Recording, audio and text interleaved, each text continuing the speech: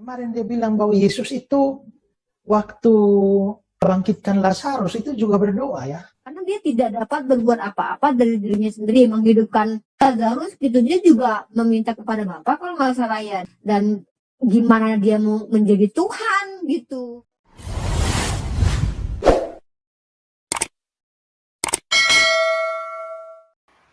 Shalom, salam sejahtera dalam kasih Kristus.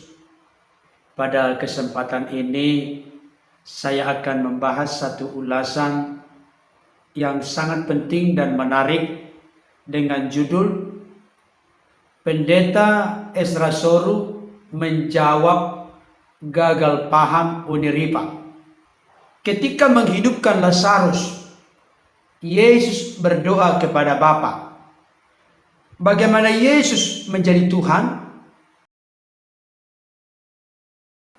Sebelum saya lebih jauh memberikan beberapa ulasan dan catatan penting terkait dengan judul ini, ada baiknya kita saksikan dulu pernyataan dari hambanya Pendeta Ezra Soru dan juga pernyataan dari saudara kita Uniripa, apologet Islam berikut ini.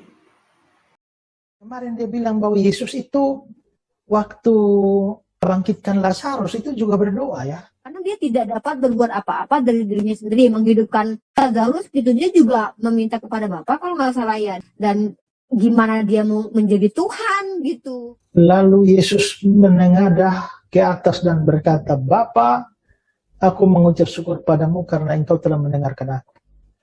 Aku tahu bahwa engkau selalu mendengarkan aku dan seterusnya. Jadi Yesus berdoa dulu. Sesudah berdoa itu baru dia berseru, Lazarus, marilah keluar. Lalu Yesus itu Maha Kuasa. Kenapa dia berdoa untuk bangkitkan orang?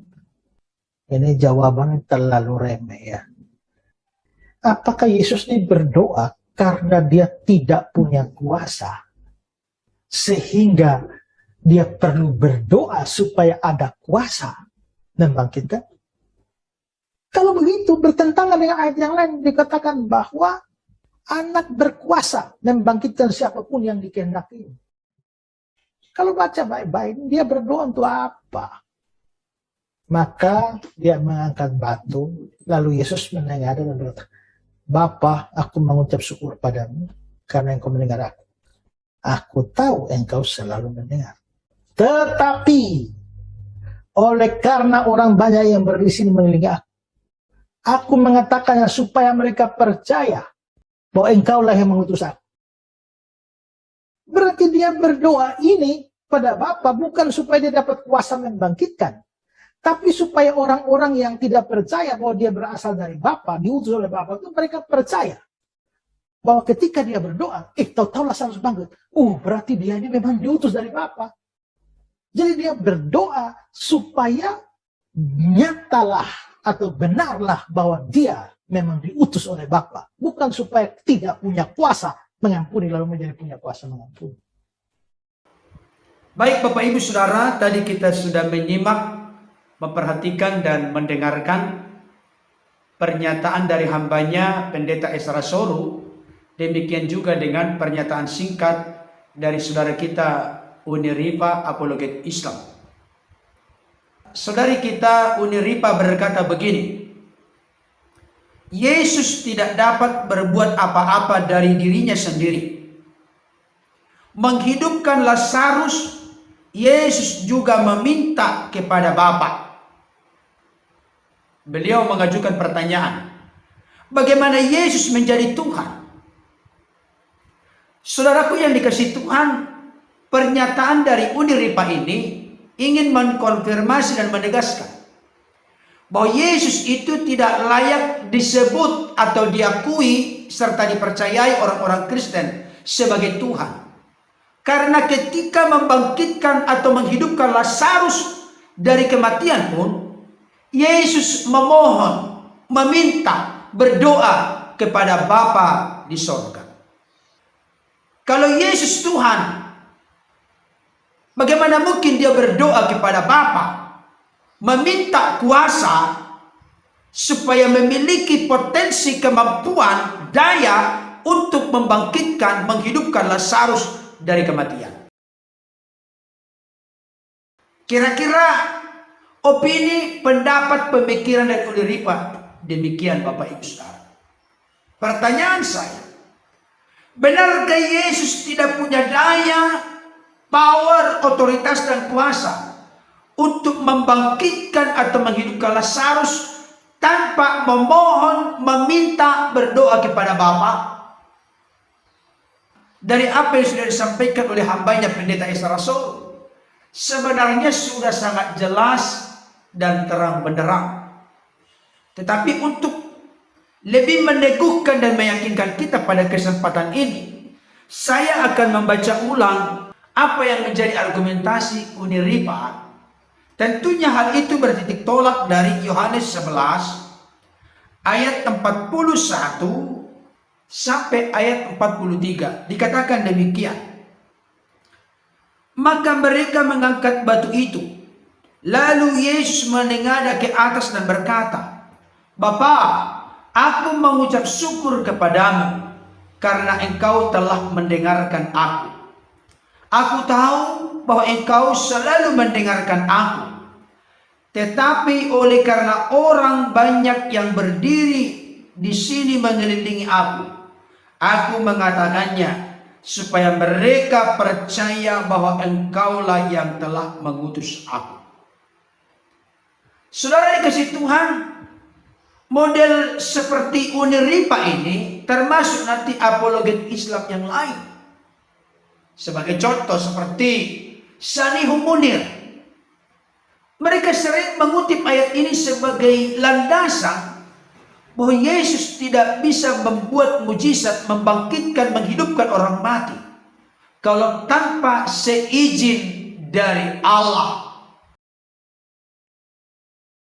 Saya mau katakan itu argumentasi yang ngawur, argumentasi yang tidak sesuai dengan konteks bacaan kita ini.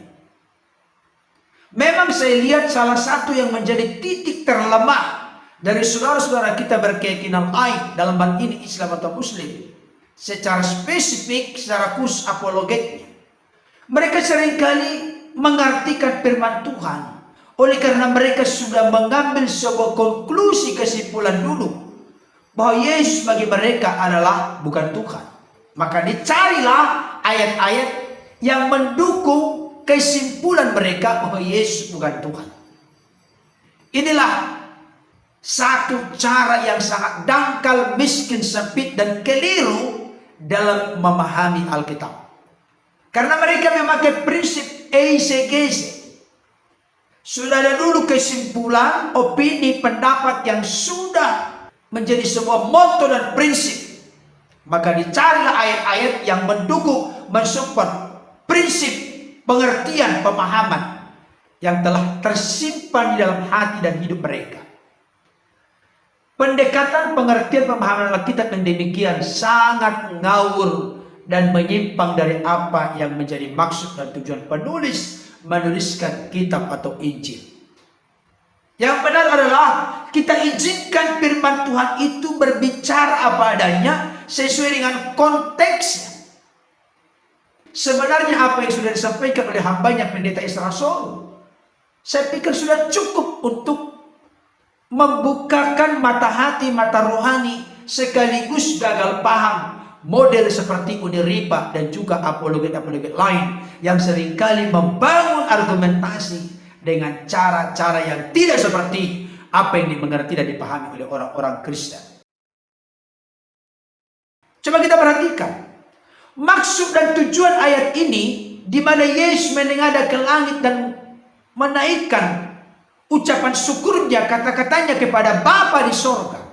Bukan untuk memohon, meminta supaya Yesus diberikan otoritas dan kuasa untuk membangkitkan, menghidupkan Lazarus. Kalau Uni Ripa menyimpulkan demikian, itu satu kesimpulan yang salah kaprah, keliru, menyimpang dan menyesatkan. Jelas di sini Yesus mau mengatakan, hai Lazarus bangkitlah. Dengan maksud dan tujuan supaya orang-orang yang ada di sekeliling Yesus saat itu percaya bahwa Bapa betul-betul mengutus Yesus anaknya. Itu tujuannya. Supaya orang-orang di sekeliling Yesus saat itu benar-benar percaya bahwa Yesus adalah utusan ilahi yang datang dan keluar dari Bapa. Itu tujuannya. Makanya dikatakan di sini Bapak Saudara ayat 42. Aku tahu bahwa engkau selalu mendengarkan aku. Tetapi oleh karena orang banyak yang berdiri di sini mengelilingi aku mengatakannya supaya mereka percaya bahwa engkaulah yang telah mengutus aku. Mengatakan apa? Mengatakan ayat 43. Apa itu? Dan sesudah berkata demikian, berserulah ia dengan suara keras, Lazarus, marilah keluar. Ketika mau menghidupkan membangkitkan Lazarus, Yesus sudah berkata, mohonlah ya Bapa, berikan aku kuasa, otoritas, kekuatan, supaya mampu menghidupkan Lazarus. Tidak. Yesus mengatakan, Lazarus, mari keluarlah. Dengan otoritasnya, dengan kuasanya. Tujuan itu semua terjadi supaya orang-orang di sekeliling Yesus percaya bahwa Bapa yang telah mengutusnya dari sorga datang dan keluar dari Bapa. Itu satu. Yang kedua, saya mau sampaikan kepada apologet Islam atau Muslim secara khusus kepada Unir IPA dan model seperti Dr. Sanihu Munir.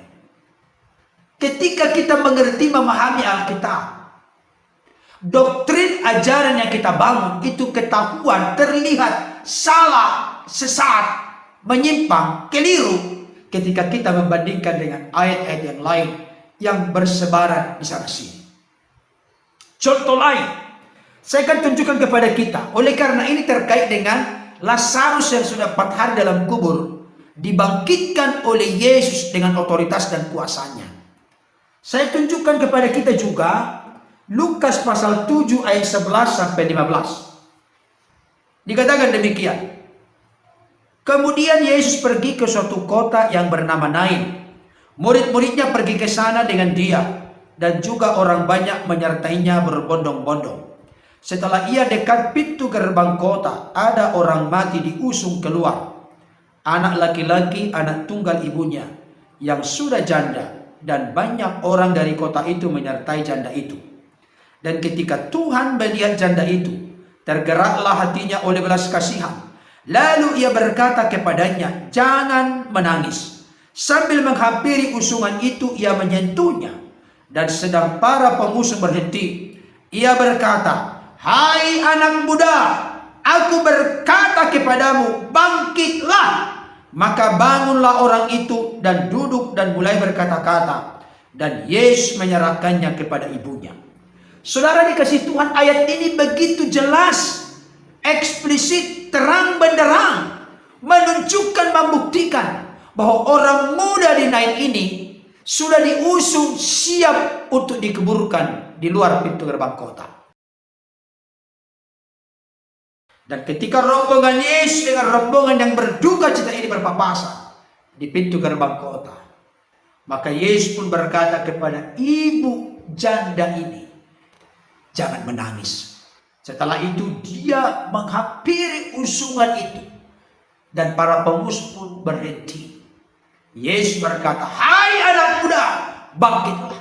Saya mau tanya kepada Unir IPA, termasuk kepada Dr. Sanihu Munir dan apologet-apologet lain yang terus-menerus mencoba untuk membuat argumentasi bahwa Yesus bukan Tuhan dalam pengertian sebagai Allah yang notabene adalah firman Allah bersama-sama dengan Allah, dan firman itu adalah Allah.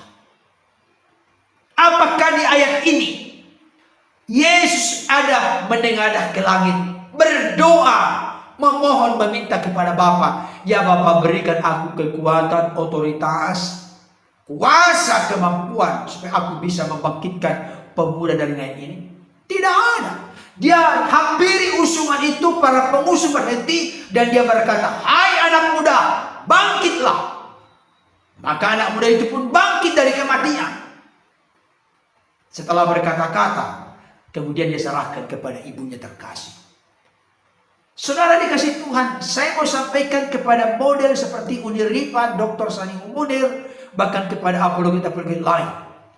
Yesus tidak perlu berdoa untuk membuat yang tuli mendengar, buta melihat, bisu berkata-kata, yang lumpuh berjalan, yang mati dibangkitkan, yang kusta menjadi tahir. Tidak perlu. Yesus meminta, memohon kepada Bapa. Tapi dari otoritas dirinya sendiri, Yesus sanggup melakukannya. Saya buktikan dengan ayat-ayat yang lain. Matius pasal 8 ayat 2 sampai 3. Dikatakan demikian. Maka datanglah seorang yang sakit kusta kepadanya, lalu sujud menyembah dia dan berkata, Tuhan, jika Tuhan mau, Tuhan dapat mentahirkan aku. Lalu Yesus mengulurkan tangannya menjamah orang itu dan berkata, Aku mau, jadilah engkau tahir. Seketika itu juga tahirlah orang itu daripada kustanya. Di ayat ini Yesus tidak berkata, ya Bapa, aku mau menyembuhkan orang kusta ini yang telah datang sujud menyembah kepadamu. Mohonlah belas kasihan Bapa. Oleh seizin dan kehendakmu, tahirkanlah orang ini. Tidak ada. Aku mau, jadilah engkau tahir. Maka orang itu pun seketika menjadi tahir dan pulih dari sakit kustanya. Otoritas ada dalam diri Yesus. Dengan berkata-kata, maka apa yang dikatakan terjadi, pulih, sembuh, hidup, bangkit. Coba kita lihat contoh berikutnya untuk membuka mata hati, mata rohani seperti Uniripa, apologet Islam ini, termasuk Dr. Sani Munir dan apologet-apologet yang lain. Matius 8 ayat 14 sampai 16. Dikatakan demikian, setibanya di rumah Petrus, Yesus pun melihat ibu mertua Petrus terbaring karena sakit demam. Maka dipegangnya tangan perempuan itu, lalu lenyaplah demamnya. Ia pun bangunlah dan melayani dia. Di sini tidak berkata apa-apa Yesus, tapi Yesus hanya memegang tangan dari ibu mertua Petrus, maka demamnya hilang. Gak berkata apa-apa, hanya dipegang saja, demamnya hilang. Luar biasa. Kita lihat contoh berikutnya. Markus 4 ayat 37 sampai 39. Dikatakan begini. Lalu mengamuklah taupan yang sangat dahsyat dan ombak menyembur masuk ke dalam perahu sehingga perahu itu mulai penuh dengan air. Pada waktu itu Yesus sedang tidur di buritan di sebuah tilam. Maka murid-muridnya membangunkan dia dan berkata kepadanya, Guru, engkau tidak peduli kalau kita binasa. Ia pun bangun menghardik angin itu dan berkata kepada danau itu, diam, tenanglah. Lalu angin itu reda dan danau itu menjadi teduh sekali. Ini luar biasa Bapak Ibu Saudara. Mengamuklah taupan yang sangat dahsyat, ombak menyembur masuk ke dalam perahu dan perahu itu hampir penuh dengan air. Murid-murid pada keadaan panik dan takut, cemas. Mereka membangunkan Yesus. Ketika Yesus bangun, dia menghardik angin itu dan berkata kepada danau itu, diam, tenanglah. Lalu angin itu reda dan danau itu menjadi teduh sekali. Di dalam ayat ini Yesus berkata, ya Bapa, kami dalam kesulitan, dalam kesusahan, karena diterjang oleh taupan yang sangat dahsyat, ombak menyerbu masuk dalam perahu dan perahu hampir penuh dengan air. Tolonglah hentikan angin yang bergelora, danau yang berkecamuk ini. Enggak ada. Dia menghardik angin itu, menghardik supaya tenang danau itu. Maka dikatakan di sini, diam, tenanglah. Lalu angin itu reda dan danau itu menjadi teduh sekali. Yesus punya otoritas untuk meneduhkan, untuk menghentikan angin itu. Gak ada berdoa kepada Bapa. Berikutnya, saya tunjukkan kembali kepada kita. Matius 9 ayat 27 sampai 30a. Dikatakan begini. Ketika Yesus meneruskan perjalanannya dari sana, dua orang buta mengikutinya sambil berseru-seru dan berkata, kasihanilah kami, hai anak Daud. Setelah Yesus masuk ke dalam sebuah rumah, datanglah kedua orang buta itu kepadanya. Dan Yesus berkata kepada mereka, percayakah kamu bahwa aku dapat melakukannya?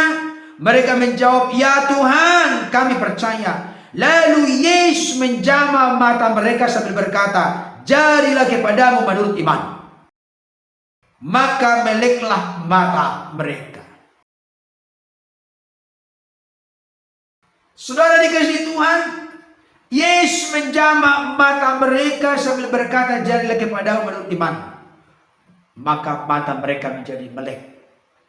Yang buta melihat lewat jamahan Yesus dan lewat kuasa perkataan otoritas Yesus. Terakhir, Markus pasal 7 ayat 31 sampai 35. Dikatakan demikian. Kemudian Yesus meninggalkan pula daerah Tirus dan dengan melalui Sidon pergi ke Danau Galilea di tengah-tengah daerah Dekapolis. Di situ orang membawa kepadanya seorang yang tuli dan yang gagap dan memohon kepadanya supaya ia meletakkan tangannya atas orang itu. Dan sesudah Yesus memisahkan dia dari orang banyak sehingga mereka sendirian, ia memasukkan jarinya ke telinga orang itu, lalu ia meludah dan meraba lidah orang itu. Kemudian sambil menengadah ke langit, Yesus menarik napas dan berkata kepadanya, Ephata, artinya terbukalah. Maka terbukalah telinga orang itu dan seketika itu terlepas pula lah pengikat lidahnya. Lalu ia berkata-kata dengan baik. Luar biasa. Yesus hanya berkata, Ephata, terbukalah. Maka telinga orang itu terbuka. Dan terlepas ikatan dari lidahnya. Sehingga bisa mendengar dengan baik. Bisa berkata-kata dengan baik. Saudaraku yang dikasihi oleh Tuhan, saya mau sampaikan kepada kita saat ini kesimpulan-kesimpulan yang dibuat oleh saudara kita apologet Islam, dalam hal ini model seperti Uniripa dan juga Dr. Sani Humudir dan banyak lagi yang lain. Salah kaprah. Kenapa hal itu terjadi? Karena mereka sudah mengambil sebuah konklusi dulu bahwa Yesus itu bukan Tuhan. Tetapi sebenarnya mata hati mereka masih tertutup. Oleh karenanya, melalui kesempatan ini saya berdoa supaya Roh Kudus yang membukakan mata hati, mata rohani orang-orang yang selalu gigih getol dan bersemangat antusias menolak ketuhanan Yesus. Yesus menjadi Tuhan bukan karena diangkat oleh orang Kristen, bukan karena diangkat di konsili Nikea Konstantinopel. Yesus menjadi Tuhan karena diangkat oleh Bapa. Tuhan di situ, the Lord, Kurios. Makanya dikatakan, kepadaku telah diberikan segala kuasa di surga dan di bumi. Jadi Yesus sebagai Theos, dalam konteks sebagai firman Allah yang ada dalam diri Bapa dan yang bersama-sama dengan Bapa. Jadi Bapa, firman dan Roh itu tidak diciptakan, sejak kekal sudah ada. Bapa tidak pernah tanpa firman, karena tidak mungkin Bapa tidak punya daya cipta. Berarti firman itu yang orang Kristen sering sebut dengan istilah anak Allah, itu sudah ada dalam diri Bapa sejak Bapa itu ada. Itu sebabnya segala sesuatu diciptakan oleh firman, dan tanpa firman tidak ada sesuatu pun yang jadi dari segala yang telah dijadikan. Bapa itu Bapa yang hidup, maka sejak kekal dia memiliki roh yang kekal dalam dirinya. Dan jangan lupa, salah satu jati diri Allah adalah kasih. Sejak semula Allah itu kasih, bukan hanya mengasihi. Identitas diri Allah itu adalah kasih. Kalau Allah sejak kekal adalah kasih, maka yang namanya kasih pasti ada objek kasih. Sebelum ada malaikat, sebelum ada ciptaan yang lain termasuk manusia, langit, bumi, laut beserta segala isinya, Allah yang kasih itu berarti kasih yang tidak mungkin tunggal. Berarti ada objek yang dikasihi, ada subjek yang mengasihi.